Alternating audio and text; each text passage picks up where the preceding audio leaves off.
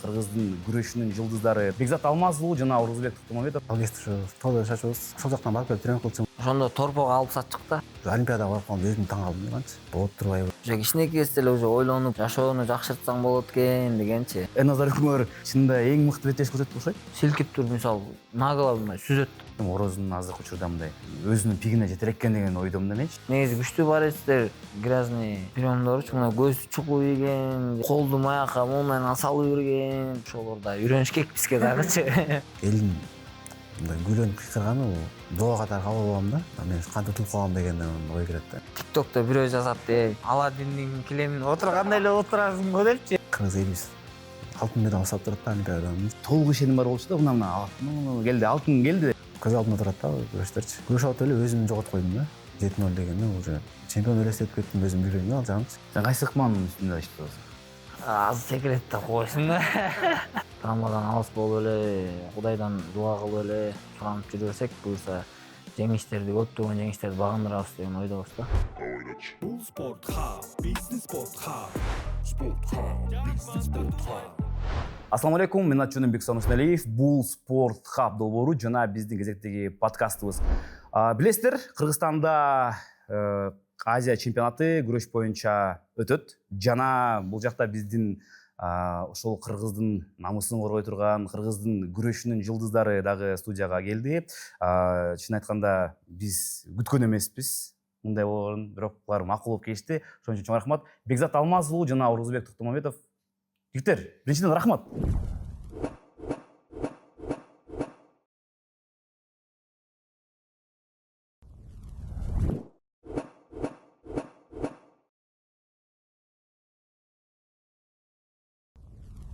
Азия келип атат, баары жакындап атат, бирок силер деген макул болуп, бияктан ошо маек курганга макул болдуңар.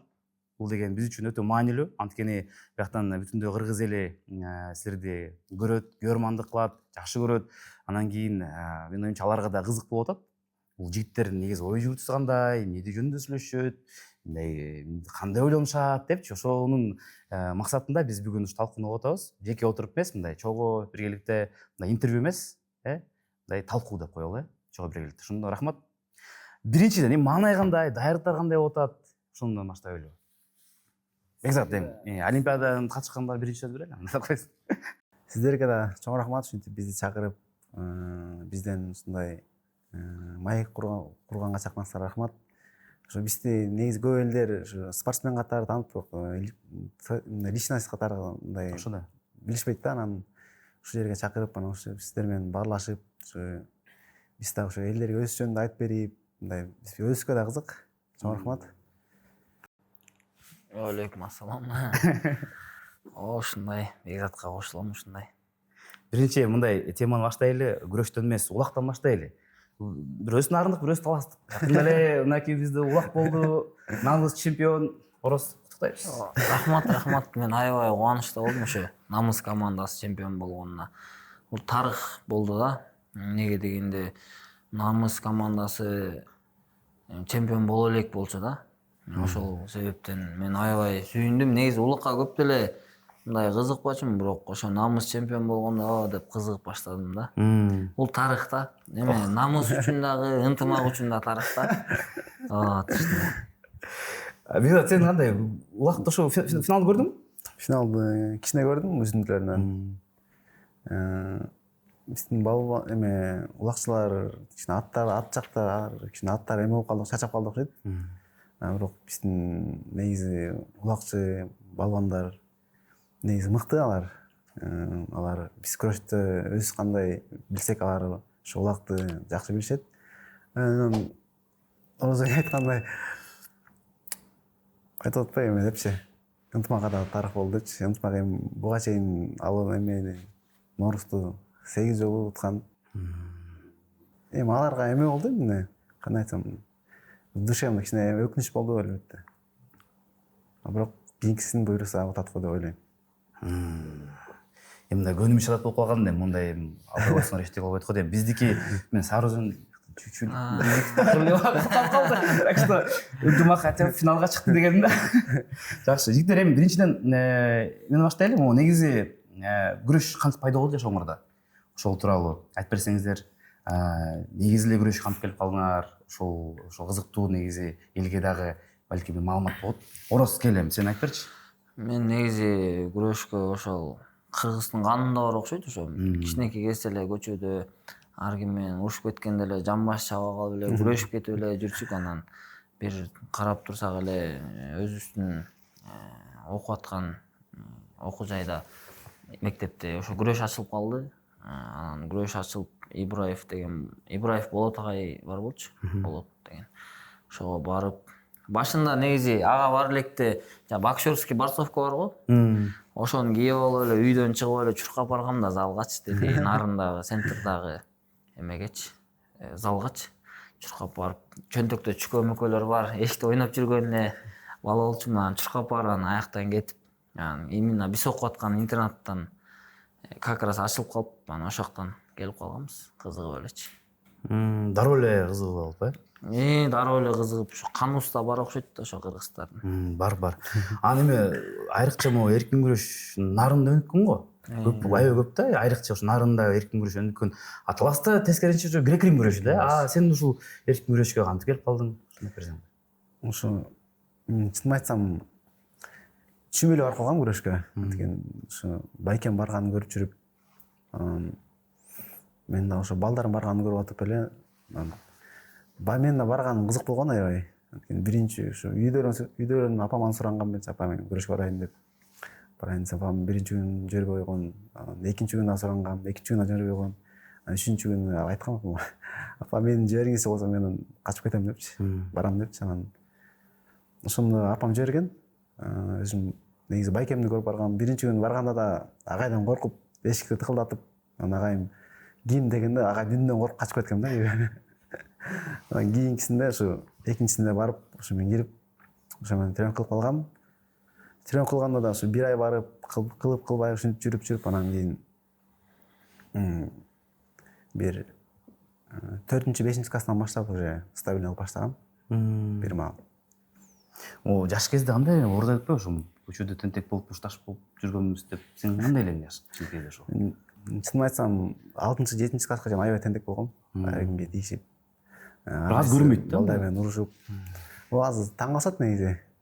Ошо шара келип негизи токтодум окшойт. Токтолдум да өзүм. Анан айылып аябай бейбаш болчумун. Сен жороз кандай? Биз деле ошо көчөдө жүрчүк. Ар кимдин короосуна өрүп кирип коюп, алмага кирип коюп. Көчөдө улуу агалар бар болчу, алар ар ким менен мушташтырып эле, алар менен мушташып ойноп ушинтип эле жүрчүк. Анан туруп туруп эле мындай ойдо эле мындай болгон эмес да, күрөш дегенчи, бирок күрөштү көрүп эле анан ошого күрөш менен бирдеке кылам деген сыяктуу эле кичинекей кезде эле ушундай ой келип эле ошо күрөш менен эле деп только кетип калганбыз да. Могу чогуу баштаган балдар азыр күрөшүп аткандар барбы арасында? Мен менен чогуу кылып аткандар бар. Кимдер ошо? Азыр ошо Орозбектин салмагында күрөшүп жүрөт. Жапаркулов Адлет деген. Андан кийинки азыркы сборный командада Байтемир Төлөбердиев деген балдар бар. Үшөөбүз бир айылданбыз. Бир агайдын эмесин шакиртибиз. Ошо агай негизи бизди аябай эме кылган да, караган да. Анарбек агай рахматы азиатский игрынын алдында дүйнө салды. Бул ошо биздин күрөш эмесинен бир чоң бир жоготуу болду десем жаңылышпайм да. Анткени ошо бир айылдан 3 баланы, азыр 3 бала сборныйда тарбиялаш мындай өтө мындай оор да. Чоң жешкен да. Менде дагы бар ошо. Биз менен чогуу баштаганчы. Абдумалик Карачев азыркы учурда 57-де ислам оюндарынын чемпиону. Азыр буюрса Азияда күрөшөт. Ошол Жоробеков, Кылымбек. Именно биз интернатка барганда, Академия Гүсен Асанов атындагы нарындагычы барганда ошо школ лицей интернаттан чогуу баштаганбыз ошолор менен. Чогуу Ибраев Болот агай. Азыркы учурда дагы көптөгөн ошо биринчи агайыбыз да. азыркы учурда көптөгөн эмелер чыгарып атат, жакшы балбандардычы. Асан уулу, ошондой эле Асан уулу Өмүрбек, ошо биринчи агай Ибраев болот. Ошондой эле жаңа Гүлнура Таштанбекова кыздар да, ал дагы Болот агайда болчу, биринчи тренер болчу. Ошо Болот агай мындай саяпкер окшойт, ошо саяпкер мындай карап балдарды мындай жакшы балдарды чыгарып атат да азыркы учурда. Ошо Болот агай менен как раз кошуп кетсем, Болот агай менен Анарбек экөө сценага карасаң мындай болуп турчу да, постоянно биз балдар менен бияктан Болот агайдын баласы чыгып калса, бул жактан Анарбек агайдын баласы чыгып калса, постоянно зал жарылчу да. Аябай эме схватка болчу. Анткени мен Малик менен көп көрүшүп калдым кичине кезде. Бияктан Малик менен мен чыкканда Болот агай чыгат, бияктан мен чыгам, агай мен ызычы болчу да, аябай. Жаш кезде андай эле өкмөрдүкү. Жаш кезде Абдумалик күчтүү болчу. Малик күчтүү болчу, аябай. Жакшы. азыркы учурда сен күчтүү болуп кеттиң, ошондо кандай колдой Бирок азыркы учурда күчтүүсүңөр деп эле ашта интрига кылып. бирок азыр өкмөрдү назичпей атышасыңар. Буюрса. Эми агайларга таазим, ошону айтайын деген көп учурда ошо агайлар унутулуп кетет. Спортчуларды эле мактай беребиз, бирок агайлар алып кетип атпайбы, ошондон агайларга да ыраазычылык билдиребиз. Андай агайлар да толтура да. Тиги кээбиркилердики чемпион болбой калат да. Силердики мына 3-3 чемпиондор бар экен, мынакей улуттук командадагы калгандар кээбиркилер бар да, чемпиондор жок. Бирок тарбия иретинде насаат кылып, жашоосун оңдогондор канча көп. Жанагы силер окшоп тентек балдарды алып кирип туруп мындай нукка киргизип, аларды мындай жоошутуп коет да. Көбүнчө анан же болбосо мындай күчүңдү мына ошол ковёрдөн көрсөт депчи. Ошон үчүн агайларга таазим бар болгула. Анан могу эме сурайын дегем, үй бүлөдө кандай ошол күрөшкө болгон көз караш эле? Башында ошол каршылык болгон деп атасыңар, анан кийин эмне болуп көнүп кетишти? Же орос сеники кандай эле башында эле колдошту эле? Меники ачыгын айтканда жанагындай. Эми каршы эмес да, каршы эмес. Мен желаниям, менин мындай ойлорума сыйлашчу үйдөгүлөр. Мен кандай чечим кылсам алар деле колдочу. Ошол каршылык деле болгон эмес. Канча бир тууган? 3 бир туугандын ортончусу болгом. Үчөө тең эркек. Бирок жалгыз мен эле ошо күрөшөм да. Каршылык деле болгон эмес. Негизи кичинекей кезде эле ошо көптөр ойлоп коюшчу экен, ошо мындай борпоң мындай кичинекей бала болчумун мындайчы. Күрөшөт депчи мындайчы. Ошо ушундай болгон бизде. Сенкичи Бекзат? Бизде канча бир туугансың, үйлөнгөн кандай, анан кийин ошол алардын мамилеси кандай эле? Негизи мен үйдө 5 бир тууганмын. Мен улуу байкем бар, андан кийин менден кийин карындашым, андан кийин азыркы иним спорт школада окуйт. Андан кийин кичинекей сестренкабыз бар, кенжебиз. Мен спортко көз караш үйдөгүлөрдүкү башында айтып кеткендей апам кичине каршы болгон, андан кийин уже тренировка кылып, уже местага илинип, орундар алып баштагандан баштап уже үйдөгүлөр наоборот бар дешкен да. Анан бир учур болгон, ал кезде ушу сарайда тоодо жашачубуз. Анан мен ошол жактан барып келип тренировка кылчумун. Анан бир күнү тренировка барбай жүргөмүн. Тренировкага барып атам деп атама ошентип чалган сураган сайын барып атам десем, анан бир күнү агай чалып калат агайга, атама ушундай жок, мынча бир жумадан бери, 2 жумадан бери келе элек десе, анан атам аябай нерв болуп ошондо ушкан. Анан эмнеге барбайсың депчи. Анан башына аралашкан жанагындай. Анан кийин бар деп мен болуп калышты. Ошо поддержка болуп кетти. Анан бар деп эме кылгандан кийин уже стабильно кылып, анткени ата-энеңдин сөзү, ата-энең эч качан балам жаман болсун дебейт. Анткени эме деп коет го, жана дүйнөдө бир адам бар, ал менден да мыкты болсо экен депчи, күчтүү болсо экен деген, бул ата экен да. Мен ошол да бир эме кошуп кетейин. Бияка спорт школага келердечи, мамам кичине жибергиси келген эмес да. Баласысың деп по-любомучу жибергиси келген эмес. Анан эптеп ыйлап тигип еще ошентип бирдеке болуп атып анан кеткем. Мамаң по-любому мындай баласын алыска кетиргиси келбек экен да. Кечинде дагы эмне орозодо да жарамазан айтканда да кой бербей койчу го. Ушундай да моменттер болгон. Негизи сарсанып алат экен апа деген. Табиякты башка шаарга жибериш оор да, сөзсүз түрдө. Жанагы могу биринчи мындай ойлор качан пайда болду эле? мына бул күрөш меники экен, мына күрөш менен мен өмүр сүргүм келет, ушу күрөш менен өмүр бою жүргүм келет деген ойлор качан пайда болду эле, же башынан ушундай эле, же бир учур болду эле, бир жеңүү же жеңилүү? мындай учурлар негизи көп эле болгон. Анан Жок, эң биринчисин эстеп эң көрсөң. биринчиси 8 класста ошо спорт школага тапшырган кез болгон мен үчүн. Аябай анткени Спорт школага кантип тапшырып калдың? Ага чейинде болуш керек да, бир ойчу мындай. Мен спорт школага тапшырган адам, демек ол спортчу болом деген адам да. мен чынын айтсам ага чейин ошо Канат Бегалиев байкелерди көрүп жүргөнбүз. Анан Азия, мир, ошо Олимпиада деген ой кантип жетет, анан оюбуз жетпеш экен да ал кездечи. Анан спорт школага келип, анан балдар менен аралашып, анан Азия деген эмне, мир деген эмне, Олимпиада деген эмне, ошол жактан толук мындай маалымат алып, анан ал жака кантип жетсе болот, ал үчүн чемпионат утуш керек, ушундай деп эмелерди угуп, анан кийин уже эмени максатыбызды бийик коюп баштаганбыз да. Уже мондай кылсам мен Олимпиада жетет экен, мондай кылсам Азияны утат экен, мондай кылсам мирди утат экен деп ошол жерден чоң эмелер башталган да. Ойлор, максаттар. Орус сеники качан башталды ошо ойлор? Меники болот турбайбы ошо күрөш менен эле ошо жашаса деген? меники кичинекей кезде башталары менен эле уже мага эмелер информациялар келе баштаганда, мындай акча тапсаң болот экен, жашоону жакшыртсаң болот экен дегенчи. Уже кичинекей кезде эле уже ойлонуп, мен муну утсам мындай болот экен деген ушундай ойлор келип эле ошентип баштап кеткем да. Мамам дагы мен күрөшкө бара элек кезде эле диск алып берген да, күрөш дискинчи. Ошо күрөш дискин коюп эле көрүп эле, анан тиги мынча акча тапты, бул мынча акча тапты деп эле анан ошо эми үй бүлөнү биз карапайым эле эмеденбиз да. Үй бүлөдөнбүз да. Анан кийин ошон үчүн деп туруп анан уже периодта кеткесинде кичинекей кезде эле ойлонгонсуң да ал нерсеничи.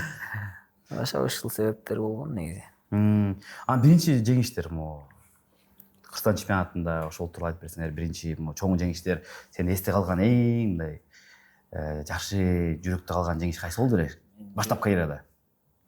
Баштапкы карьерада же общий эле? Баштапкы карьерада. Эң жаш кезиндеги биринчи жеңиш да, ошодон кийин депчи мындай бир жүрөк жылган. Эме бир жолу Нарында мелдеш болгон, именно өзүбүздүн залыбыздачы. Анан бир DVD утуп алгам. Жаңы чыгып атканда DVD'лерчи. Ошо DVD аябай көпкө чыдап берген да. Ошол жеңиш эсте калган. Үйгө алып барып уже DVD'ни көрөсүң да. Муну өзүң кичине, мен тартагам деген сыяктуу. Ошондой мындай салым кошуп атам деген сыяктуу элечи. Ошол жеңиш эсте калган баштапкы карьерадабы? Атак азыркы жеңиште болсо Азияский игрда, Азия оюндарында 3-чү болгом ошо эмеде, Кытайда. Ошол жеңиш эсте калган. Неге дегенде мындай 4 жылда бир болот. Анан приздери да жакшы да мамлекет тарабынан. Ошондо 500 000 сом алгам. Ошо федерациядан 500 000 сом алгам да ошондон кийин. Ошондо уже деп жакшы болуп баштаган да. Биринчи ушу чоң акчага бирдеке алган окшойсуң. Жок, алган эмес, ошо чогултулуп аткан мындай жаңы DJ алган койсуң.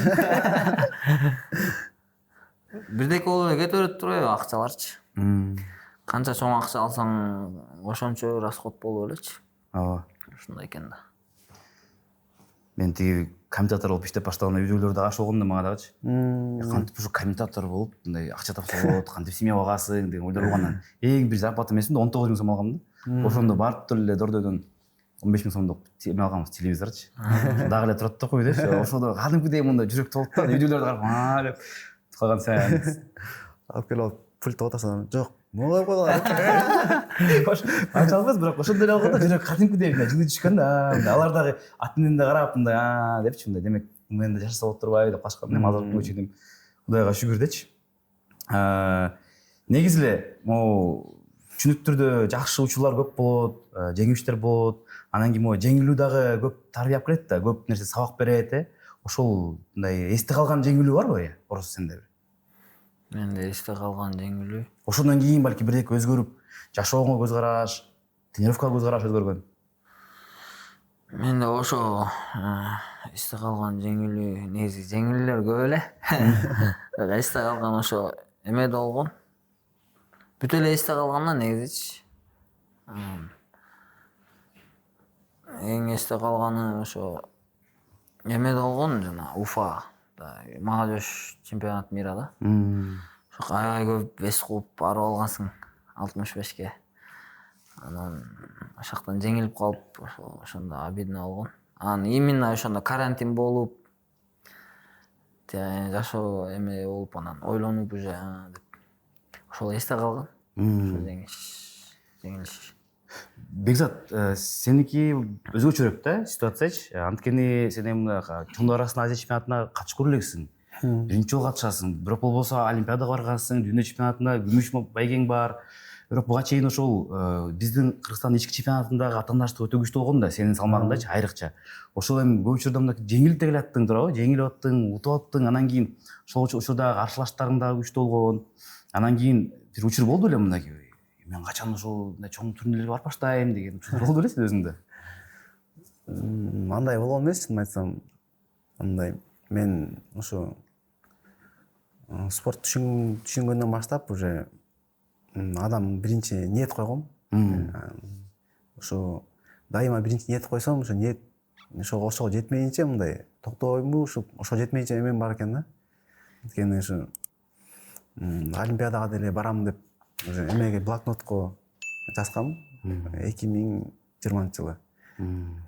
Париж Олимпиадасына барам деп блокноттун биринчи бетине жазып, анан кийин астына тренировочный нөмер жазгам да. Саат 7-те зарядка, 11-де тренировка, кечки 6-та тренировка, мынчада уктайм, мынчада тамактанам деген сыяктуу. Ошолорду эметип отуп элем, ошо Олимпиадага барып калганда өзүм таң калдым да канчы. Чын эле болот турбайбы, чын эле ошондой биринчи ниет койсоң, мындай жеп турбайсың, динеде бар го биринчи ниет койгула депчи. Биринчиден агайларга эч кандай немем жок. Агайлардын баарына ыраазымын. Алар ушу Кыргызстандын ушу желегин эмеге бийик ареналарда желбиресе экен, Кыргызстан утса экен деп аябай аракет кылышты. Мен да колуман келген аракетти кылдып, агайларым айткан эмесин угуп, агайларым айткан эме менен, тактика менен күрөшүп аттым. Өзү билгендей Кыргызстан соперниктерим аябай күчтүү болчу, анткени чоң аренада эми Кыргызстандын ичинде эми күрөшүп баштагам. 2022-жылы ушу сборный командага кошулуп турмун. Чемпионаттан финалга чыгып, экинчи место болгом. Анан Асманбеков Алмаз ушу Байкебеске утулуп калгам финалда. Адан кийин ушу 3 жыл катары мен экинчи болуп жүрдүм, жаган экинчи место болуп.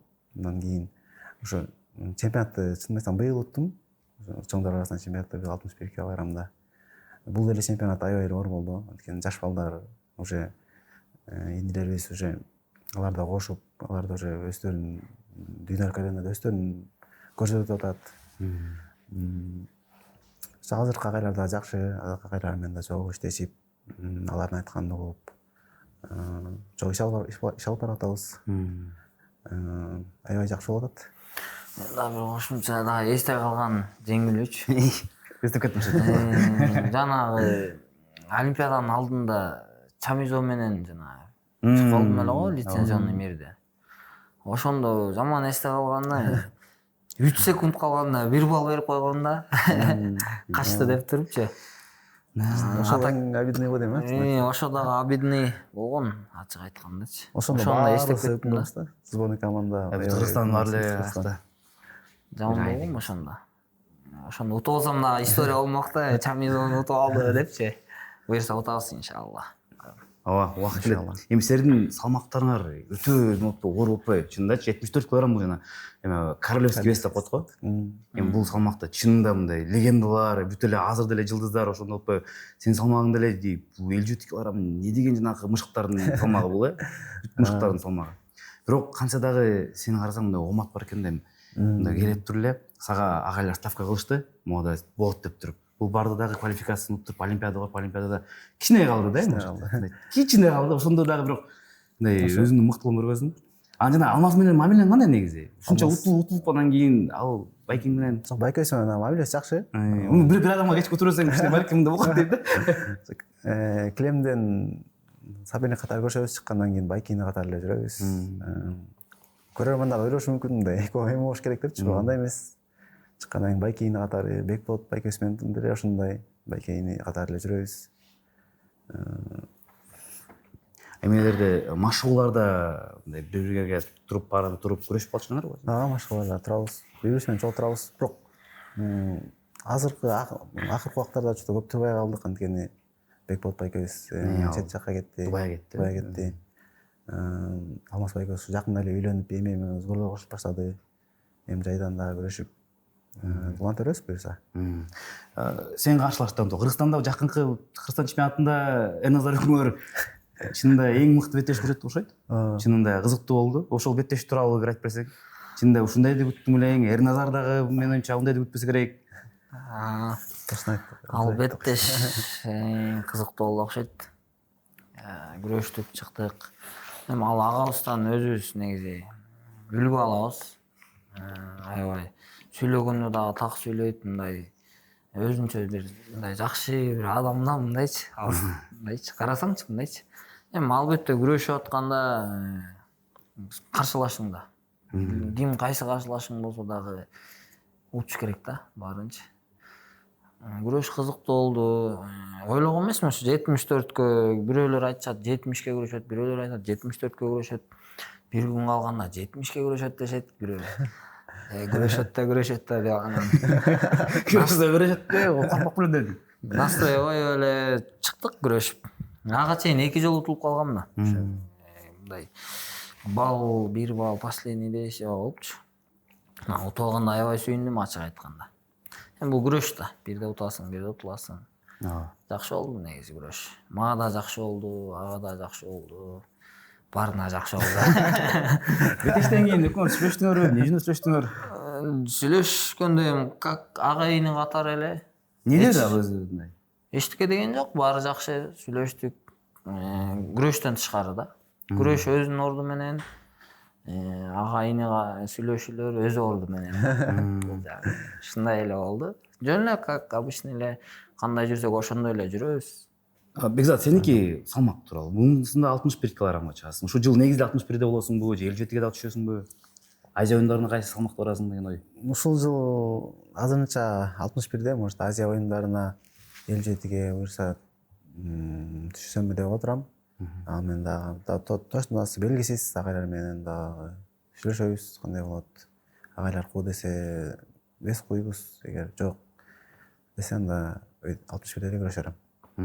Негизи өзүңдүн олоң ушул Азия оюндарына 57ге барып? Азия оюндарына жана Орозбек айткандай, мен эң обидный утулганым ушу Азия оюндары болгон. Анткени ушу бирде финалда күрөшкөн Северный Кореялык болгону менен ал жакта да күрөшкөм, залгы финалда. Ал жакта ушу 2 секунд калганда утулгам. Акыркы 1-2 дегенде. Может ошол жактан буюрса кайра тигиден реванш алып Азия оюндарын утуп, бир тарых жаратып келем деген ойдомун да. Түшүнүктүү. Могу жаш кездеги окуялардын акыркысы болсун ошол темада. Айтайын дегеним азыр эгерде 15 жаштагы өзүңөргө кайрылсаңар, кандай кеңеш берет элеңер? Бекзат. 15 жаштагы айрылсак, ошо Бекзат жакшы окуу, тренировкаңды калтырба, ата энеңди ук. Ата энең сага эч качан жамандык каалабайт. Ар дайым изден деп айтмакмын. Дайыма Аллахтан сура. Аллах дайыма сураган нерсеңди берет, кылган дуаларың кабыл болот деп айтмакмын. Кора сенчи? Жакшылап окуу менен күрөштү алып кет демек. Неге дегенде жакшы окубай только көңүлдү күрөшкө эле буруп алганбыз да бизчи. Анан ошол 15 жашка келип калсам, көбүнчө тилдерди үйрөнмөкмүн. Көбүнчө окууга да басым жасамакмын. Азыр деле кеч эмес, азыр деле акырын буюрса орусчаны деле жакшы билбейсиз, ошо акырын үйрөнүп келатабыз да. Кудайга шүгүр. Анан жакшы окуу демекмин, тилдерди үйрөн демекмин. Ушундай кеңешти бермекмин. Англис, орус тилин үйрөн демекмин. Уктуңар да, ошол 15 жаштагы биздин жаш балбандарга эле кеңеш болду окшойт бул делечи. Балбан жаш балдарга общем элечи, баарына эле. Баарына эле. Ошо окугула, тил үйрөнгүлө. Ошону кеңеш бермекмин. Болду. Жакшы кеңеш. Бекзат, сен дүйнө чемпионатынын алтын ала турган биздин спортчулар эң жакын сен болдуң окшойт да. Эң жакындаган сен болдуң. Анткени ошол схватка учурунда дагы утуп келаткансың. Негизи эле ошол мындай толук ишеним бар болчу да, мындан келди, алтын келди деп, биринчи тарыхтагы биринчи алтын келди деген. Келген эң жакын сен болдуң. Анан кийин ошол сезимдерди, ошол негизи күндү мен эске салгым келет да кичинечи. Ошол күн кандай болду эле сен үчүн? Эртең менен ойгонгондо, беттеш алдында негизи кандай ойлор менен чыктың элең? Анан кийин беттештен кийин кандай болду? Чынын айтсам, ал күнү уже өзүмө мындай ишенич бар болчу утам деген. Анткени уже тиги балбан, Северный Кореец балбанынан күрөшүн билчүмүн. Ал кандай эмелер, ыкмалар жасайт. Ошо ойлойм, ушу мен өзүм ушу буйрук болбой калды окшойт. Анткени ушу 7-0 утуп аткан, 7-0 деген эсеп бул өтө чоң, күрөштө өтө чоң эсеп да.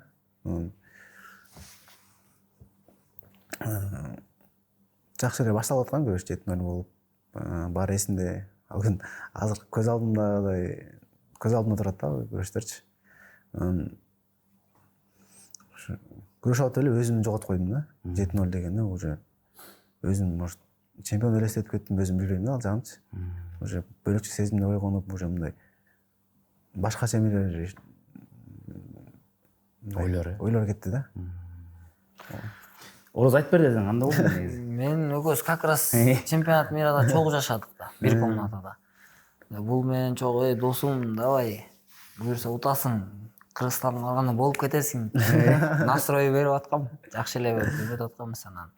Вес кууп атканда дагы чогуу вес куушуп, агай ошо Илгиз агай дагы кеңеш айтып, давай вес куур, сага дагы ушундай моменттер болот деп, мен да чуркатып, чогуу чуркап, вес куудуруп, анан настрой коюп, давай деп чогуу жатканбыз. Буюрса болуп кетесиң, эртең алтын эле алып кой, буюрса депчи.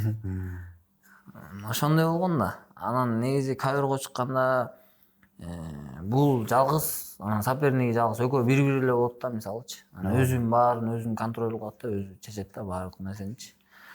Ошондой эле өзү айткандай эле кичине психологически орто жолдо жанагындай лампочка алынып калды го. Ошондо өзүн жоготтуң окшойт, бир аз. Ошодон кетти окшойт. Ошол жактан жоготкондон кийин кичине калыбына келиш кыйыныраак болуп калдыбы деп ойлойм да, психологическичи. А так аябай жакшы күрөшүп бараткан, тарых жаратайын деп аткан. Алланын буйругу экен, өзү айткандай. Буга дагы шүгүр дейбиз да. Мен шүгүр дейм, анан билбейм өзүн канча айтат экен. Аллага мирде шүгүр. Шүгүр. Алхамдулилла. Алхамдулилла деш керек. Беттештен кийин кандай абалда болду эле Бекзат? Айтып кетпейбиз кандай болду? Ыйлады беле? Бекзат беттештен кийин мага көп деле билгискен жок, ачык айтканда. Негизи любой эле спортсмен утуп калганда бир күн может жакшы жүрө бериши мүмкүн, ошол утулган күнчү. Бир 2-3 күн өткөндөн кийин дүңкөгө бир 2-3 күн өткөндөн кийин чөзүң да, депрессия болосуң да, монтип отуруп алыпчы, ойлоносуң да. Анан мага билгискен жок, жыргап жакшы эле жүрдү. Мен ойлойм, ошо билбейм, канча убакыттан кийин немеге түштүң, депрессияга. Же түшкөн жоксуңбу? Жок, жакшы эле бар. Жакшы эле болуп турганда. Эми обидно кыргыз эли үчүн тарых жаратып, ошо дүйнө жүзүндө ошо Кыргызстанды мисалы ошо ордун көрсөткүм келген, Кыргызстан деген күчтүү депчи. Бирок Аллага шүгүр, экинчи месте болдук. Көрсөттүм, экинчи месте деле көрсөтөт. Сөзсүз түрдө го. Сөзсүз түрдө көрсөтөт ал делечи. Айтайын дегеним, жана жакында ошол былтыр Айпери менен интервью алганбыз. Сүйлөшкөндө айтып берип атканда, Олимпиада оюндарында жарым финалга жеңилип калбады, эртеси күнү анан кийин колго көрүшкөндө жарым финалдан чыгып, элестетип чыгып туруп, эртең менен кечин ыйладым деп коёбу. Комнатага бара алып бооздойм дейт. Түнү менен ыйлап чыктым дейт да. Анан ошондо бирок мындай өзүм мындай эртең менен ойгонуп түшүндүм дейт да. Мен ыйлагандан көрө астына кылсам болмок экен, салмагымды карасам болмок экен, эртеңки колу байге үчүн мелдешке даярдансам болмок экен деп ойлосом болмок экен дейт да. Ошо менен катам болуптур дейт да. Эгерде мен ошондо схваткам бүттү, дароо даярданып баштасам, эртеси күнү мен кол алмакмын дейт. А бияктан мен чыктым дейт, бүт соолуп калыптырмын дейт, эчтеке жок дейт. Уйку дагы жок, бияктан өзүм дагы салмагым дагы ооруп калган дейт. Анан кийин аябай кыйналыптыр да. Ошон үчүн айтып сурайын деген, жана убагында үзүрдөн да сураштыр эле ошол психологдор боюнчачы. Бизге ошол психолог деген адам негизи керекпи? Күрөшкө, улуттук курама командага. Негизи психолог билбейм, эми ар кимге ар кандай. бирок иманы күчтүү, намаз окуган, ислам динин жакшы билген инсандарга психолог деле кереги жок деп ойлойм. Неге дегенде алдын ичинде эмелер бар да. ооба Бүт жазылган да жашоодо. Куранда жазылган баары. Эми именно спорттук психологияга болсо билбейм, эми может кээ бир эмелери, советтер жардам берип кетет. Бирок менин оюмча билбейм, ошону айта албайм да, эки ойдомун да ошо. менин оюмча эме болуш керек, бир жакшы бир ой келип кетти. Могу спортчулардын арасынан бирөө психологияны окуп туруп, анан кийин спортивный психолог болсо жакшыраак болмокпу дейм да. Орозго окшогон бирөө кайдан бүтүрүп туруп, психологияны окуп туруп, кайра келсең баарын билесиң да, сен деген спортчунун тилин билесиң, салмак кылган кандай оор экенин билесиң, баарын билип туруп келгенде ошол сенин кеңештериң өтөт да. Анан четтен бирөө келип алып эле спортту же түшүнбөсө, психологияны түшүнсө, алыныкы өтүмсүз болот деп ойлойм да.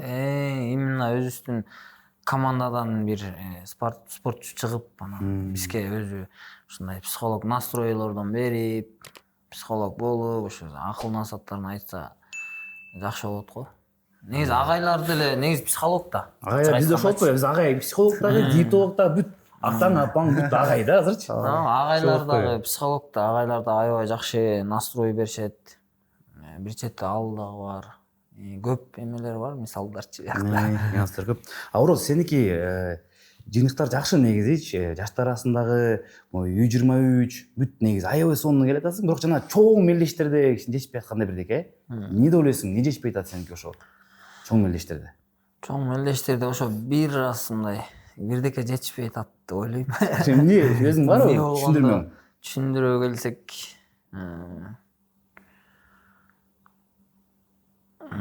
Бекзат, сен айтып тур, балким сен айтып турчу. Ойлонуп алайын. сен оюң көз карашың боюнча. көз карашым боюнча баары эле жетиштүү.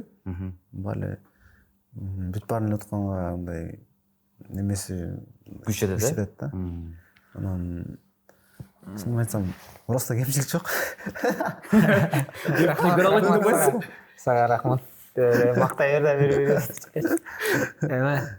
Мен ойлойм ошо тажрыйба уже акырын келе башталат, Кудай буйрса. Тажрыйбанын үстүндө иштеп, ошо бир аз жетпей калган үстүндө иштеп, эмне каталар ошолорду иштеп, көбүрөөк ошо именно борьбага көңүл буруш керек деп ойлойм да, мен өзүмдүн ошибкам боюнчачы. Ошо катачылыктарым ушулардын үстүнөн эле иштесем, Кудай буйрса, мен ойлойм баарын эле Алланын жардамы менен жеңишке жетем деп ойлойм да, баарын эле утуп алам деп ойлойм. Негизичи. Ошо мага мындай тажрыйбанын үстүнө азыр иштеп атабыз, акырын келип атат, Кудайга шүгүр. Жаман эмес результат. Акырын болуп атат. Взрослый турнирлерден дагы илинип атабыз, Кудайга шүгүр. Мурун утулуп калган каршылаштарымды реванш алып атам. Ага да Кудайга шүгүр. Мына күчтүү эле балбандар ошо Кайпанов, Аягиге да утулуп калган мурун Кореядан. Эрназар агабызга дагы мурун утулуп калган. Ошол ошибкалардын, каталардын үстүнөн иштеп атып, мына акырын келип атат. Кудай буйрса, жаракатсыз, травмадан алыс болуп эле, Кудайдан дуа кылып эле суранып жүрө берсек, буйрса жеңиштерди, көптөгөн жеңиштерди багындырабыз деген ойдобуз да. Кудайым буйрса. Чын, мен эч жаман деген жокмун. Баары сонун келе атат. Кээбиркиден байкайсың, өзүң да байкаган турбайсың. Кээбиркиде жетишпей калып аткан сыяктуу да, анан кийин өзүң деле аны билет экенсиң. Кудай буйрса эми чоң жеңиштер алды да эми. Ага ишенебиз. Анан кийин эме деген суроо бар да, могу күрөштүн ичинен балким бир көрүп аткан адамдарга кызыктуу болот. Коронка деп коет го, коронага ар бир адамдын ыкмалары бар да. Анан сеники жана мындай беле кирип, жамбаш ушундай го. Анан негизи эле ушул балбандар карьерасын бир 10 жыл, 15 жыл, 10 жыл болсо, ошол коронканы алмаштырса болобу же ошо бир коронка менен эле жүрөш керек деген ойдо. Анткени Эрназардыкы деле билебиз, бир коронкасы бар, башканы бутка кирбейт деген сыяктуу суроолор бар да. Анан кийин өзгөртсө болобу же бул ошо адат бойдон калып калат экенби? Өзгөртсө албетте болот. Ал үчүн мисалы иштеш керек да, ошо пиромдун үстүнөн. Мисалы ыкманын үстүнөн иштеш керек.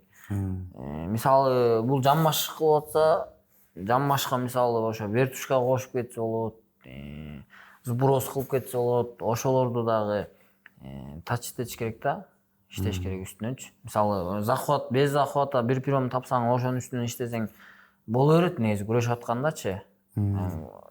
Негизи машык учурунда аракет кылып ошонун үстүнөн иштеш керек да, ошо ыкманын үстүнөн иштеп ошону кылам депчи. Ошондо болот да менин оюмчачы. Сен кайсы ыкманын үстүндө иштеп атасың? Аз секретте коюшун да. Казактар көрүп калбасын, өзбек казактар түшүнүп көрүп калып. Сыр. Бекзат, сеникичи ошол ыкмандан башка азыр кандай ыкмалардын үстүнө иштеп атасың? Башмаклар Оржак айтып өткөндөй ошол ыкманын дагы кошуп кетип атам азыр. Бутактарын чыгарып атасың да. Анткени спортто деле бир орунда туруп калган болбойт. Ооба. Издениш керек. Ошо издемейинче болбойт. Анткени сен тиги жактан мисалы бөлөк мамлекеттеги балдар көрөт күрөштөрүн, алар да изучать этет. Бул мындай кылып атат, бул мындай кылып атат деп. Мисалы көп мамлекеттерде уже аналитиктер бар. Уже алар бул бала менен чыгасын деген уже аналитиктер жүрүп да деген эмелеринчи. Бул мындай ыкмаларды жасайт, сен мындай заштарды кыласың, ушундай деген сыяктуу. Постоянно изденип, ошо каршылашыңды да эмне кылат экен өзүң карап, буну карап турушуң керек. Анткени колеядан чыгып кетпеш керек да. Мисалы кайсы бир жумуш кылып атсаң деле ошол жумуштун айранасында жүрүшүң керек. Бөлөк жакка кетсең уже ал жумушуңду алып кетет деген сыяктуу. Анан жана Брус Ли айткандай бир ыкманы 1000 жолу жасаш керек. Ошондой эле карамка деле аны бир жасап коронный болду деп таштап коюш керек да. Аны кайра күнү кайталап куштап туруш керек да. Ооба. Мен жана 1000 ыкманы билген эмесмин, бир ыкманы 1000 жолу кылган адамдан корком деп ушундай да. Бирок бир ыкман менен утса болот, жана Джордан Барроус деле 2 бутка бергени бар эле го ошо. Өмүр бою ошону кылып кетти го. Жок, ал ошо ыкмасы бар да, анынчы мисалы. Ошонун ичинде деген көп эмелер бар да. Бутактар бар да. Бутактар. Хитростор бар да. Мисалы Джордан Барроус монт туруп, мисалы сүзүп туруп, мисалы Челске сүзөт. Ошо мен өзүм күрөшкөм да. Челске сүзүп кирип кетет мисалы. Же башка бир маяка чуркап мына ошол ыкманы жазар да, мисалычы. Башка бир нерсе ойлоп табыш керек да, мисалычы. Мисалы бияка секирип туруп анан кириш керек. Тиги мындай бутун тарткандан мындай кириш керек. Ошо бүт моменттерди ойлош керек да, бир ыкманы кылыш үчүнчү. Ал ыкманы сразу эле кылайын десең уже тосуп коесуң да, мисалычы, билесиң да. Ал тиги болсо бияка дөргө айтат, тияка дөргө айтат, алдайт анан кылат да. Ортон сүзүп кетет да. Сүзүп кетет, чабып кетет. Негизи күчтүү борецтер обязательно бир эмеси бар да. Грязный приемдор үчүн көз чукуу ийген, же мындай колду маяка моундан салып берген, оозун чукуу ийген, же сүзүп берген, ар кандай бир эмелер бар. Ошолор да үйрөнүш керек бизге дагычы. Ошондой үйрөнүш керек бизге. Ал көп ошо көрөрмандарга билинбейт да, көрүнбөйт дагы да аларчы. Балбандар эле билет да. Көрүнбөйт вообще. Мисалы күрөшүп атасың да. Мисал барбы, дагы кимдер бар ошо күрөшкөндөрдөн, мындай грязный күрөшкөндөр? Грязный күрөшкөн. Мен да койсун. Жок. Жабраил Гаджиев деген азербайжандык балбан. Обязательно бул судьяга вообще көрсөтпөйт да. Судья биякта турса, мисалычы, калыс. Мен ана акырын мен ана базат, сен артынан базасың. Мен көп эле жол күрөштүм, ал менен 2-3 жолчу. Именно ошол момент көзгө аябай чукуп туруп эле силкип туруп прием кылып коет да, көздү моюнтуп кармаганча элечи. Аны бирок азыркы учурда калыстар билип калышыптыр. Аны аябай кылдаттык менен карап судья эткен да, ал баланычы. Башка борецтер деле бар көп эле. Чамизо мисалы, ал деле силкип туруп мисалы нагло мындай сүзөт да. Чамизо менен күрөшкөндөн кийин маягым аябай шишип жүрдүм эле го. Негизи күчтүү борецтер ушундай негизи. Эмелери бар. Бирок аны билгиспей кылыш керек да. Ооба. Ошондой да бар. Деди, в войне все способы хороши деген бар го. Эптеп утсаң болот экен да, калыстар көрбөсө эле эптеп утуш керек экен да. Утуш керек, самое главное утуш керек, жулуш керек да. Мо азыркы учурда өзүңдүн эмеңде калыбыңды форма деп коет го, ошону баалаганда мындай 1ден 10га чейин канча баа бересиң өзүңө азыркы учурда? Бекзат. Өзүмө чынын айтсам өзүмө бир 5. 5 5 аз сыяктуу көрүнгөн эле.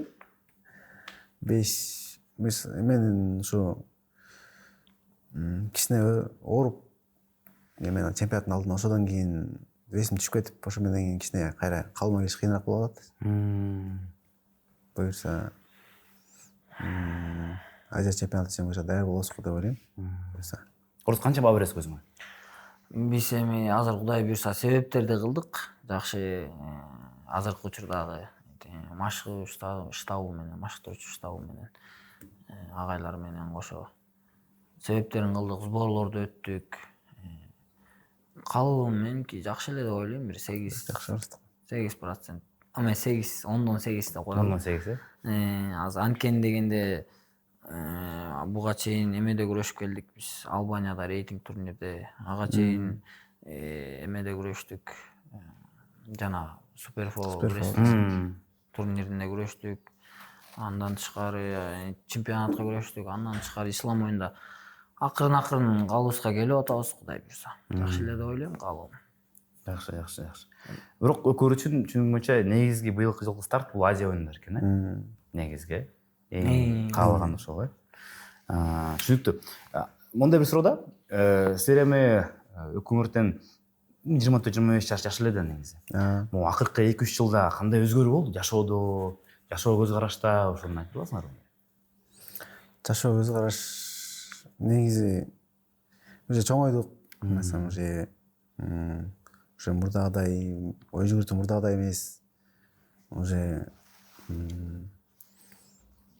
кандай айтсам, уже спорттон уже чоң результаттарга жетүүчү уже учур келди деп ойлойм. Анткени уже 24 жаш, 25 жаш уже эме күч келе баштаган жашта. Ошо буюрса күрөшүп бүткөнгө чейин ушу жакшы эмелерди утуп мамлекетке бир өзүбүздүн бир жакшы салымыбызды корсок деп ойлойбуз негизи. Ошо толуктап кетсе. Биз меники аябай эле өзгөрдү окшойт ойлорум. Мисалы 3 жылдын ичинде результат берип баштагандан баштап уже ойлоруң өзгөрүп баштайт экен да, мындайчы автоматическичи. Өзгөрүп баштайт экен, уже жашоого көз караш башкача болуп баштайт экен. Немени карап баштайт экенсиң, тиги жакты, биякты карап баштайт экенсиң. Сени тактап коелу, Германда трансфер кыласың. Аяктар карап атыл деп. Эми өзүңдөн жакшы күрөшкөн мисалы балбандарды карайсың, аларды утуп койсо болот деген уже көз карашка келип баштайт экенсиң да. Ушуну айтайын деп аткам негизичи. Болду. Анан мисалы Заурбек Сейдаков менен деле күрөштүм. Олимпийский чемпион ал. Аны деле утуп койсо болот деген көз карашка уже келип калдык да бизчи. Спорт менен көз караштагы спорт менен бирдеке кылып алса болот деген да көз караш болду. Спорт менен мамлекетке салым кошсо болот экен, Кыргызстан желең өтөсө болот экен деген да көз караш болду. Ушундай көз караштар келе берет экен. Атак 3 жыл мурун биз жүрчүк да. Биякта жүрүп ойноп-сойноп эле ар ким менен ушинтип эле жүрчүк да. Күрөшүп коюп эле. Азыркы ушундай уже ойлор уже өзгөрүп баштады. Карасаң могу орус дүйнөдөгү эң жылдыздуу балбандар менен күрөшүп салды баарын эле. Барозун менен да, Чамизов менен, Сидаков менен да күрөштүм, бүт эле. Ошонун арасынан кимиси менен күрөшкөн сага мындай жакты, кимиси менен жаккан жок, кимиси оорураак экен, кыйыныраак экен? Негизи ачык айткандачы, баары менен күрөшкөн оор да. Баары эле оор каршылаштар да. Жок, эң мындай ыңгайсыз деген да. Эң ыңгайсыз мага негизи эме болду. Жордан Бароз болгон негизи. Аны бирок утса болот экен да. Аягында качып калган алчы. Азыр уже жокко чода көрүнбөйт. Бароз чода күрөшпөйт ат. Ошону утуп коюш керек болсо да бир история тыштап кетсе деп каласың да. Орозбектин оюна бир кошулуп кетсем сөзүн. Негизи эң чоң мындай каршылаш бул өзүңсүң да.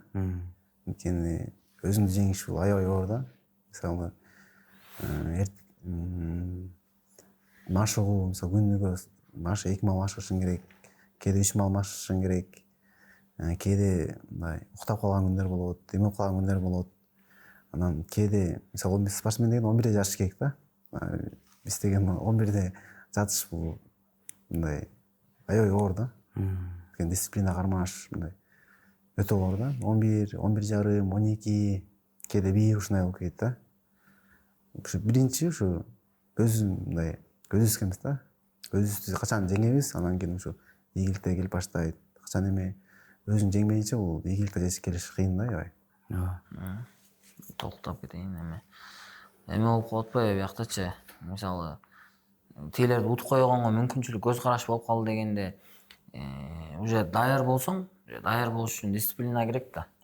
Ошо дисциплиналарды, даярдыктарды баарын кылып, себептерин кылсаң уже аларды утуп койгон можно экен да. Болот экен да аларды уткангачы. Ошо да ой келди да. ооба. Жок, көчөт атканда деле биз деле көчөт атты да.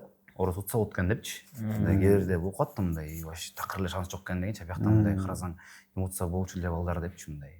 Өтө эле тияктагы деңгээл эмес депчи. Сөзсүз түрдө олимпиада чемпиондору бирок канча дагы мындай. Эми Ороздун азыркы учурда мындай өзүнүн пигине жете элеккен деген ойдомун эмечи. Өзүнүн пигине дагы бар депчи. Демек перспективасы, потенциалы дагы будан да чоң деген бир көз караш бар да, ой бар да ошондойчу. Кудай буйрса мына могу Лос-Анджелесте боло турган олимпиадада Кудайым буйруп, ошол жактан бир пик формага келип, лицензиянын баарын алып, бир олимпиаданы утуп алсаң, мындай, аябай Буйрса. бир башкача сезимдер болуш керек деп ойлойм да. Именно ошого чейин жакшылап иштеш керек да. Жакшылап дайынданыш керек. Ошондо сиз айткандай эң мындай жакшы калыбыбызга келип калсак, Кудай бизге насип кылсын. Ооба. Буйрса, эми дагы эле күтүп атканыбыз алтын болуп атпайбы? Эми негизи эле медаль өзү эле сөзсүз түрдө көп эмеге ээ да, мындай сыйлыкка ээ, анда эле өзүнүн баалуулугу көп, күмүш болобу, коло болобу депчи. Бирок эми эл күткөндөн алтын болду да. Анан айрыкча эркин күрөш бир учур болуп калган. Грек-рим күрөштө жыйынтыктар көп болуп, эркин күрөш калып калган. Эми азыркы учурда азыркы состав чынында башка деңгээлге, жаңы деңгээлге чыктыңар. Эми азыр карасаң эркин күрөштөн медалдар өтө көп, жыйынтыктар көп, балдардын дагы деңгээли өсүп, кадимкидей мындай эми эркин күрөш мындай көбүрөөк жайылган го кадимкидейчи. Америкада, Орусияда жайылганы көп да, аябайчы. Анан кийин эми конкуренция көп да, күчтүү да, чынында күчтүү. Ушул күчтүү конкуренцияга чыдаган силерге рахмат, чынында. Анткени азыркы учурда силер ушул өзүңөр салмагын топсуңар. Бекзаттын 2-нчи номер рейтингде. Анан кийин азыр менин оюмча сен деле карап калгандыр, баягы сен каршылаштарың сен аларды эмес, сени карап изучать этип, бул кандай болот экен ыкмасын байкап, аналитиктер, сен айткандай аналитиктер дагы мындай Бекзаттын коронкаларын даяр болобуз деген болуш керек. Анан Азия чемпионатына келсек. Азия чемпионаты мындай сетка азыр белгисиз, бирок биз видео чыкканда белгилеп калып болуш керек. Бирок каршылаштар белгилүү да. Каршылаштар тууралуу айтсак, баары менен болсо дагы көбүнү менен күрөшкөнсүңөр. Бекзат, негизи эле атаандаштарды көрдүң. Атаандаштарды көрдүм. Кандай балдар келатыптыр? Кимисин белгилей аласың өзүң үчүн? Могу 61 килограмм ошо быйыл негизи аябай күчтүү болот экен Азия. Анткени ошо Азия оюндарынын жеңүүчүсү японец келет экен. Хасигава, ошол эле олимпиаданын 3-чү орун берген өзбекстандык болгон Гуламжан келет экен. Олимпиададан күрөшкөн менен Кытай балбаны келет экен. Анан Казакстан балбаны келет экен. Айтакын деген. Фавориттердин катарында ошолор экен, чоң эмеде күрөшүп жүргөн балдар. Анан бул Азия чемпионаты аябай күчтүү болот экен да негизи. Анткени ошо именно ошо ылдыйкы вестерде азыр Азия күчтүү деп саналат да. Европа, Америкага караганда Азия күчтүү деп саналат. Анан буюрса, бирок аларга уже даярданып атабыз. Буюрса алар деле утам буюрса. Сен үчүн могу Кудай буюрса финалда коелу. Финалда ким менен күрөшкүң келет? Ушул менен күрөшсөм мына кадимкидей мая жүрөгүм тоет. Жана айтып кеткендей, Азия оюндарынын жеңүүчүсү менен күрөшкүм келет, япониялык болгон. Хасигава менен. Буюрса ошо мен өзүм мындай интересный күрөш болот деп айтсам жаңылышпайм. Анткени алда 1-2 ыкмалар бар экен. Көрүп койгон ошо мага удобный да сезилип атат да ошого. Жакшы. Гуламжонду куттугансың эми. Эң бар айткандай. Индия койгон аман-аман. Аман-аман. Алда олимпиададан 3-чү болгон Парижде. Эме салмаңар кайнеткин быйыл 61. 74 кандай баа бересиң быйылкы составка? Албетте.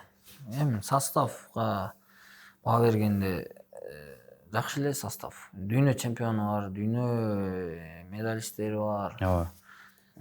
Негизи эң жакшы каршылаштар ошо 3 балбан, 4 балбан го. Менимче эң күчтүүлөр. Ошо биринчиде Япониялык балбан, Аояги, андан кийин ирандык балбан, Яздани. андан кийин индиялык балбан, анан бахрейндик балбан да. Аслуев, Анан жейдеп деген бар. Аябай узун, неудобнычы. А так жакшы эле утуп койсо болот баарын. Мүмкүнчүлүк бар, толук мүмкүнчүлүк бар уткангачы. Просто катасы жок, жакшы күрөшүп коюш керек. Ошондо Кудай буюрса чемпион Азия болобуз деген чоң ишеничтебиз, Аллахтын жардамы менен буюрса. Ким менен финалда күрөшкү келет? Сенде барбы ошондой? Мен ойлоп атам ушу финалга чейин күчтүү балбандар менен чыгып, аларды утуп анан финалда бир жеңилирээк балбанды утуп аламбы деп ойлонуп атам да. Ошондой. Демек сен сетилген башында оор болот экен да. Мен оюмча оор болот ошо. Аояги экөөбүз бир сеткада болуп калышы мүмкүнбүз. Анткени рейтингде карап көрсөк, ушундай бөлөт болуш керек Азиядачы. Биринчи очередде ошо Аслуев турат экен. Аслуев, анан билбейм, аз кандай точно билбейм, примерно да. Аслуев, анан мен, анан ошо Аояги турат экен да. Иранец болсо жок экен да. Ооба. Иранец может биздин группага, может тиги группага чыгып калышы мүмкүн да. Может иранец менен чыгып калышы мүмкүнмүн да. Финалдачы. Ага чейин Кудай буюрса финалга чыгып алсак, Аллахтын жардамы менен. Анан финалды Аллахтын жардамы менен утуп алсак, жакшы болот иншалла. Өз жериңде, өз элиңде миңдеген көрөрмандардын учоосунда өзгөчө сезимдер болсо керек Буга чейин биринчи жолу U23 Азия болбоду эле, ошо биринчи жолу чемпион болбодум беле U23 Азияданчы. Ошо Бишкекте болбоду эле. Ошондо да аябай укмуш сезимдер болгон. Ошол жол болгонго дейм магачы мындай ачылат го, мындай бир жолчу. Ошо менен кетесиң го, акырын артынан келе берет го результаттар. Ошондой деп ойлойм да, ошол результатым депчи. Анан ойлойм азыр эми буюрса ушул Азияда чоңдор арасында жолумду ачып алсам, Кудай буюрса, Аллахтын жардамы мененчи. Анан алтынды алып. Ошондой ойлор. Анан кийин дальше уже кетет да мир, Азияский игры, Олимпиада оюндары, эң масштабдуу турнирлерчи, мелдештер. Ооба. Эми жакында эле Бекзаттар көптөн көрөсүңөр, жаштык аренада. Атмосферасы кандай экен, көрөрмандар да көп болду го негизи. Ошолордун дагы колдоосу жардам берсе керек кадимкидей. Же тескерисинче мындай Бекзат балким сеники кандай мындай көрөрмандар болсо, мындай бул сага мындай басым болобу, же болбосо колдообу? Бул колдоо деп айтсам жаңылышпайм, анткени өзүң жериңде, өзүң мекендештериң, өзүң тааныган адамдар сен сага келип болеть этип, утса экен деп дуа кылышып, тиленип атышса, бул аябай чоң, бул өзүнчө жеңиш да. КВРде өзүнчө, тиякта өзүнчө. Анткени өзүңө да аябай элдин мындай күлөнүп кыйкырганы бул дуа катары кабыл алам да. Ооба. Эл ушунча эл дуа кылып атат. Мен кантип утуп калам деген ой келет да. Чам утам деген. Анан ушу мага ушу элдин эмеси ушу дуа кылып мындай болеть эткен ушу Олимпиадада аябай сезилди. Анткени Олимпиадада уже негедир чыгып атканда уже мындай кадимкидей 7 миллион эл сен үчүн дуа кылып, эме кылып аткан кадимкидей билинет экен да артыңанчы. Бул да бир өтө бир чоң бир мотивация экен да. Ошол биринчи очередь Аллахтын каалоосу менен Аллахым ушундай жеңиштерди тартылып атат. Баары жөн эле болуп кеткен жок. Баары Алладан. Ооба. Бирок ошол жылы катуу хайп болду сеники. Чынында Бутуңда жаракат алып калдыбы ошондой? Мен ошо именно булар Олимпиадага дайынланып атканда окуу машыгуу жыйынында болчук да бизчи. Анан кийин аябай мындай эң мындай өйдө бир пик формасында болчу да, ачык айткандачы. Тигинси чыгат, тигинсин чайник кылып кыйнап эле жатып, түшөгө жатып коет, бунусун кайра чапкылап салат. Машалла көз тийбесин деп буюрса Олимпиададан медаль болот иншалла деп турганбыз бизчи. Анан бирдеке болуп эле көз тийип кеттиби, же бирдеке болуп кеттиби. Ошентип эле буту бирдеке болуп эле шишип кетти, жөндөн эле туруп эле. Ушу жаман болду да. Ошон үчүн мындай өзүбүз дем салып жүрөлү деп айтмакчымын да көп элдергечи, мисалы спортчуларга дем салып, мындайчы өзүбүзгө дем салып, намазды Аллахтан суранып, жамандыктардан сакта депчи. Ошентип жүрүш керек окшойт. Жүрүш керек да окшойт маселечи. Ой, көз тиет, ал бар негизи, ал чын эле бар. Бирок жана көз тиет, сөздү тиет. Кээ бирде болду эле силерде ошол жактаганго бир жагы, анан жана хейтке түшүп болдуну? Ооба да, болгон да. Сеники ошол хейт учурун кантип кабыл алдың элең? Хейт меники деген 1 айда 2 жолу болуп кеткен да. Венгрияга рейтинг турнирге барабыз. Анан мен эмеге утулуп калгам го, могу лицензиядачы, Олимпиада оюндарына, Азия лицензиясында. Бекзат Абдурахманов утулам го. Ошондо утулуп анан именно ошо эмеге кеттик биз Венгриягачы күрөшүп келели деп кеттик. Агайлар менен кошо кеттик. Анан кийин күрөшүп атабыз. Курамагомедовго деген утулуп калып атпайм 3-1гечи. Утулуп калып настроение жок, отуруп анан Курамагомедов тиги Бекзат Абдурахманов утуп кетип атпайбы. Аягында бирдеке болуп утуп кетти да андагычы. Утуп кетип анан Бекзат Абдурахманов мен күрөшөм деп аткам 3-көчү. Анан күрөшөйүн деп атып эле, давай пойдем боремся деп айтсам деле, мне не надо тиги-пу деп коюп атпайбы. Анан көрсө алардыкы эме болчу экен да, Олимпиадага отбор болчу экен да. Разанбек Жамалов мененчи. Экөө финалда кездешмек экен. Финалда кимис утса бармак экен. Тиги Курамагомедов утуп калып, Жамалов Курамагомедовду утуп кетти. Ошо менен Жамалов Олимпиадага кетти. А мен болсо Бекзат Абдурахманов күрөшөлү десем, бутум ооруп атат деп туруп чыкпай койду да, мисалы күрөшкөнгөчү. Чыкпай койду, ошо менен сразу эле Акпресстен кетти, эмелеп. Орозбек Токтомамбетов не выиграв ни одного схватка, стал бронзовый призер рейтингового турнира в Венгрии депчи. Ошон чыкты, анан Өзбекстандын новостиси чыкты. Анан тияктын новости, бүт новостиге тарап кетти менчи. Хайптын го. Анан ошентип эле 1 ай өтпөй эле чемпионат Азияга бардык. Чемпионат Азияга барып эле чемпион болдум да U23-төчү. Чемпион болуп анан ойлонуп койгом да, эми ушинтип Аллахтан суранайын депчи. Анан ушундай желекти жайып анан дуа кылайын деп аткам, мындайчы. Сайда кылып дуа кылайын деп анан оны отуруп эмет болдум, бир аз эмет болдум да, бирок дуа кылайын деп аткам да. Анан ошол моментте судья тургузду, кичине дуа кылдым, Аллахыма шүгүр, Кудайыма шүгүр, Аллахым эми дагы өзүмдүн ичимдеги эмелерди айттым да Аллахымачы. Бир аз айтып калдым, анан судья тургузду, судья тургузгандан кийин желекти кармап, көтөрүп, кыздан желегин көтөрүп, ковёрда шашпай басып, тиги судья жолту берсе деле чыгып кеткен майланчы.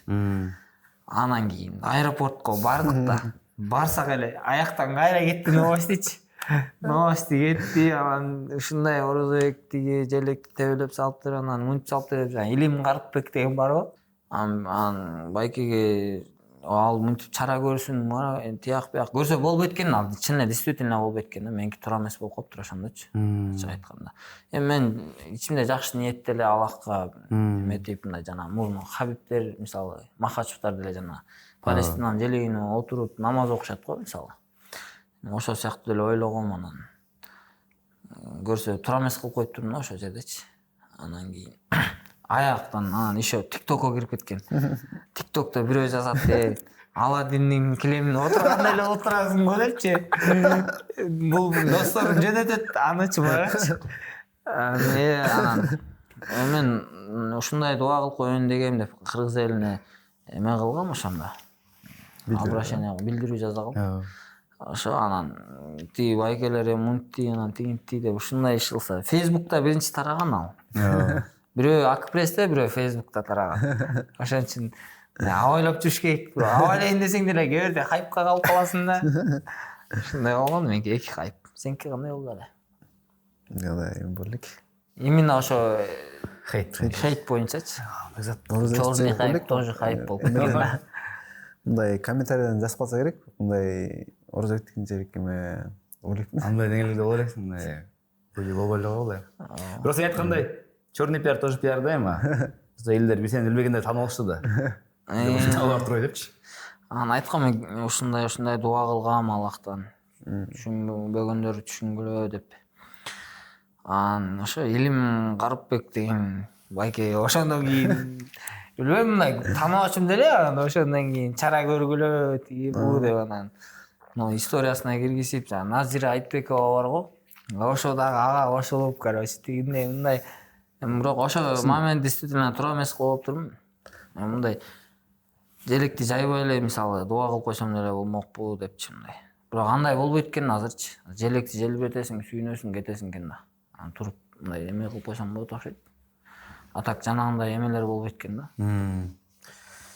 Жоопкерчилик да ушул медиада жүргөн адам. Сен силер деле медиадан колуңарда эми.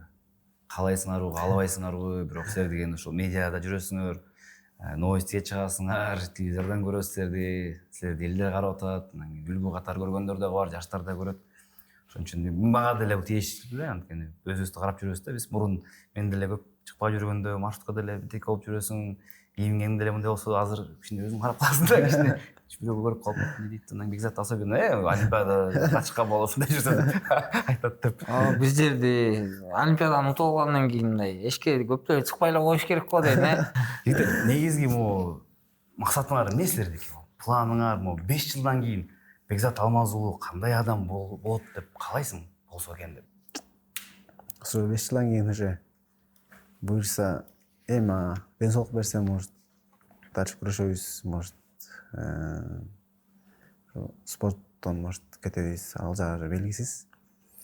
Эми ден соолук берсе күрөшөбүз 5 жылдан кийин эми иншалла ушу олимпиаданын чемпиону болуп өзүм көргүм келет.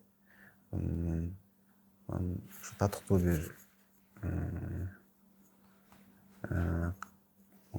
кыргыз эли мындай сыймыктанган улдардан болгум келет.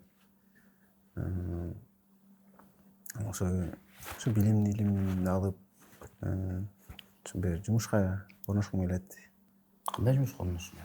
Ал жагын билбейм, бирок мындай бизнесмен катары мындай буюрса ишкерчилик жакта алгым келет.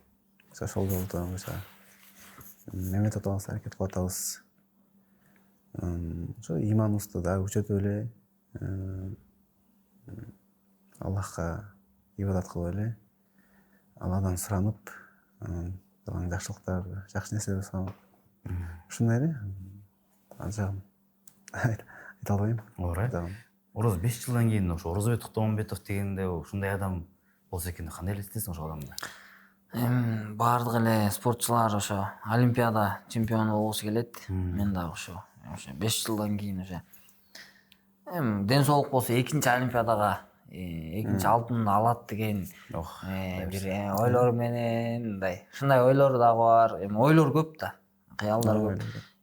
Же быйыл утуп олимпиаданы утуп, мен быйыл дейм да, Лос-Анджелестеги олимпиаданы утуп, Кудай буйрса, анан кийин жакшы бир иш бизнестерди коюп, мындайчы, үй бүлө куруп, ата энеге өзүңө көңүл буруп, спорт ден соолук болсо спорт менен дагы дальше өзүм биринчи айткандай ушундай же болбосо ошо жакшы кызматтарда Бекзат айткандай элечи, жакшы окуу, Кудай буйрса быйыл ошо эмени бүтүп атабыз биз, магистратураны Кудай буйрса бүтүп алсак быйыл, ал дипломдорум дагы жардам тиет да жумуштаргачы.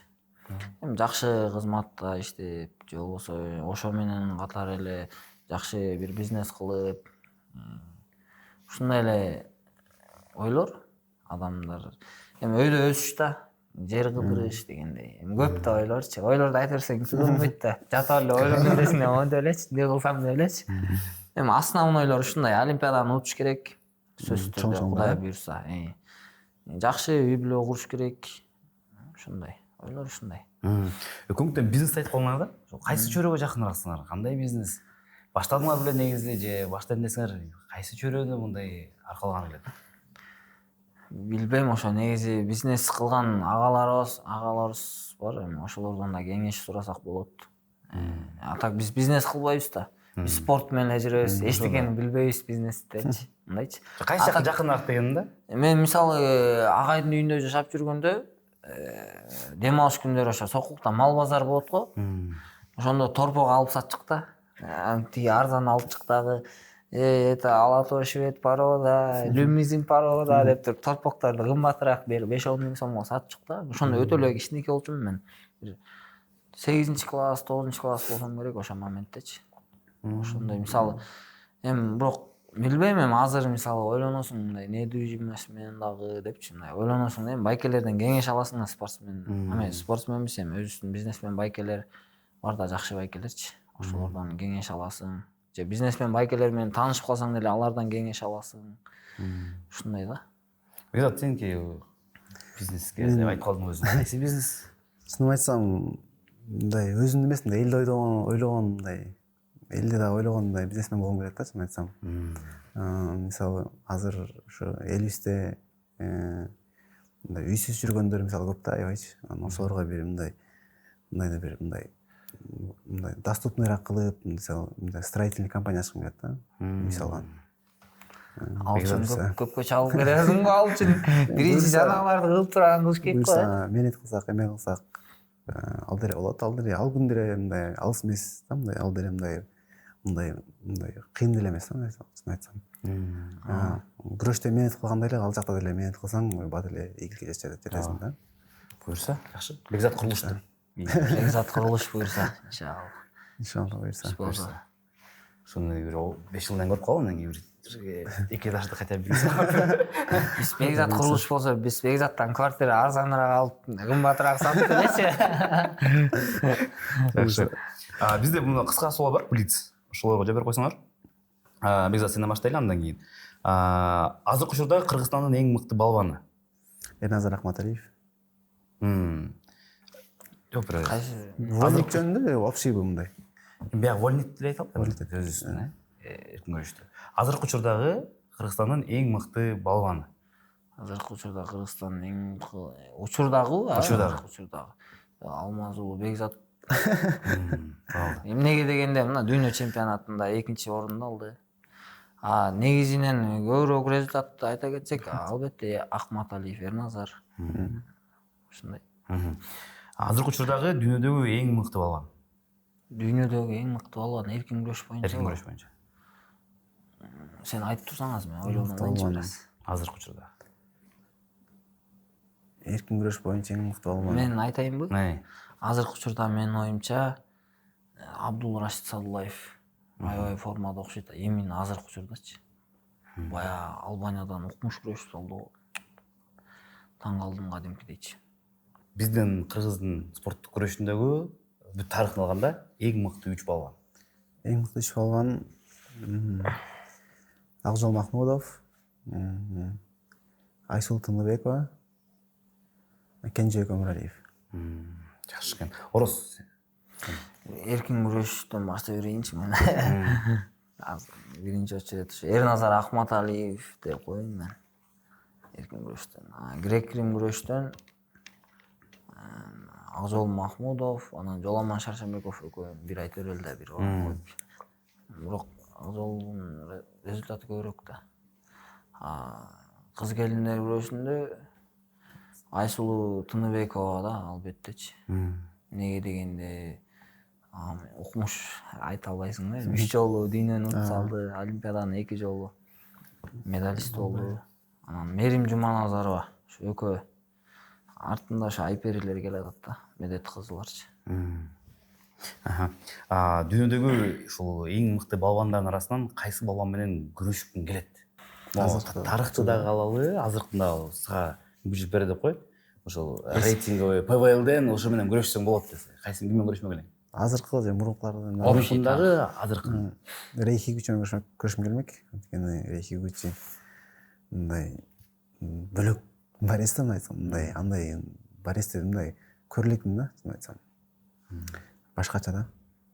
Ал мен аябай кызыктуу деп ойлойм да. Анткени ал 57ден 65ке чейин күрөшүп барып, 65тен да жакшы результаттар көрсөтүп, кайра 57ге түшүп, аны Олимпиададан утуп салды да кайрачы. Бөлөкчө бариста.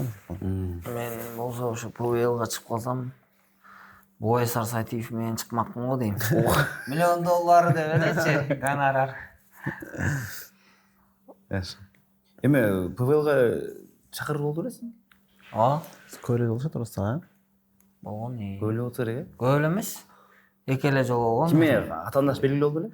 О, бири эме жазган азиатский игринин алдында. Азнаур Табаев дегенчи. Давай чуть-чуть заработаем, боремся депчи. Анан кийинки ошо баягы болду, анан ким экенин точно билбейм, бирок азыр ошо Азиянын алдында болуп калды да. Ошон үчүн бара албай калдым. Сеникиде болот ошондой чакырыктар болуп атат.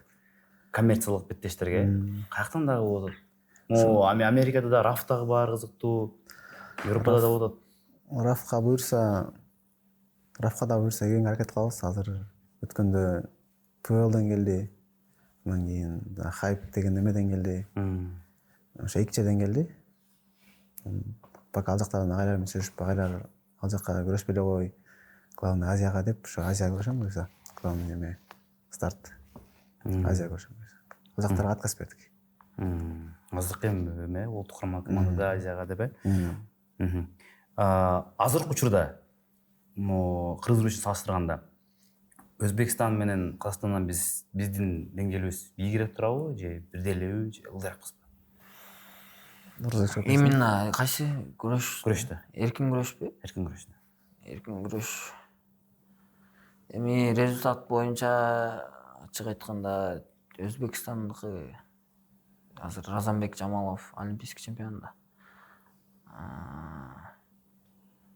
Дүйнө чемпиону бар Казакстанда. Бирдей эле, бирок эми бир аз биздики дүйнө чемпиону жок да. Олимпиада чемпиону жок. Ошон үчүн ойлойм ошо кичине жетпей калабызбы депчи аларга. Ошон үчүн бизге олимпиаданы дүйнө чемпиону утуш керекпиз да, биз ошону утуш керекпиз. Ошондо анан теңелебиз Кудай буйрса. Түшүнүктүү. Тигилерде бар результат аларда. Дүйнө чемпиону бар Нуркожо Кайпанов. Тиякта болсо Разанбек Жамалов олимпиада чемпиону бар.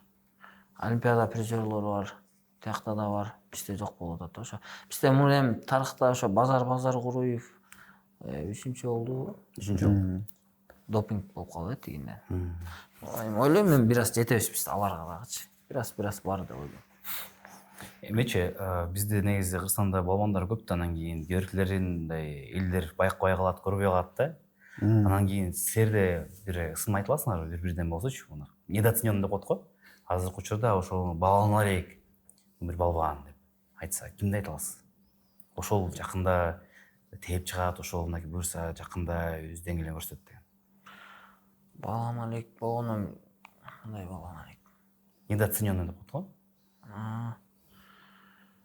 Билбейм ошо. Азыркы учурда бирок айтыш кыйын го дейм, анткени азыр баарында эле шарт бар, баарында эле шарт бирдей түзүлгөн. Эгер өзүн көрсөтсө бала дальше кете берет да. Түшүнүктүү. Моундай суроо да, бул суроону биз ушу достор менен көп сүйлөшүп калабыз анан кийин. Олимпиаданын алтыныбы, бир алтын, же дүйнө чемпионатынан 4 алтынбы? Мен тандамалым Орос. Мен олимпиаданын алтын тандамакмын. Олимпиаданын алтыны? Олимпиаданын алтын тандамакмын, анткени 4 жолу медаль утуп эртең батылы унутуп кетишим мүмкүн да. Анткени олимпиаданы унутсаң уже дүйнө жүзү, уже континент полный сени мындай признать этет да, анткени олимпийский чемпионсуң. Анткени бизде азыр кыргыз элибиз алтын медаль алып турат да олимпиаданычы. Ошо алтын медалды ким биринчи алса уже мындай Тарыхта болот да. Батыр да, кыргыз элинин баатыры болот. Тарых болот, батыр. Кыргыз эли батыры деген эмени берип койгон олимпиада. Теш белгини. Макул, анда кичине оңоюраак болсун.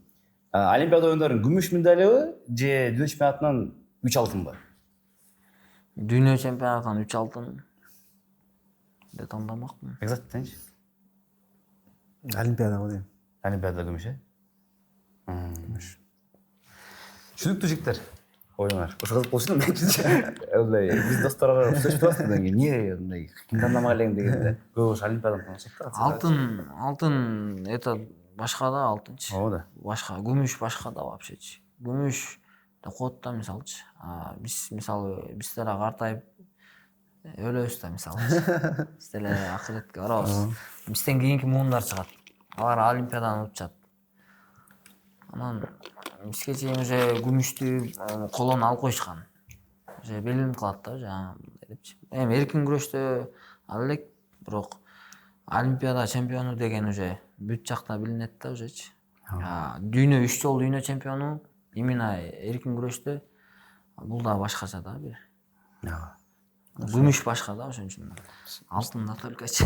Алтын танымаппын да, олимпиаданын алтынын. 10 жолу мирди утсаң деле олимпиаданын алтын танымаппын. Рахмат жигиттер.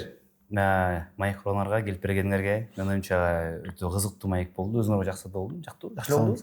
Жакшы болду. Биздин көрөрмандарга да мен ойлойм бул маек өтө кызыктуу болду деп, өтө пайдалуу болду деп. Анткени силердин ошол ар дайым эле ошо килем үстүндө көрөбүз. Анан килемден чыккандан кийин Инстаграмдан көрүп калабыз керек да, бирок көп Инстаграмда отурбагандар бар да. Улбекилер деле бар. Алар үчүн дагы өсө Бекзат ушинтип ойлонот экен, Ороз ушундай сүйлөйт экен деп калышты. Жаңы жагынан ачылдыңар.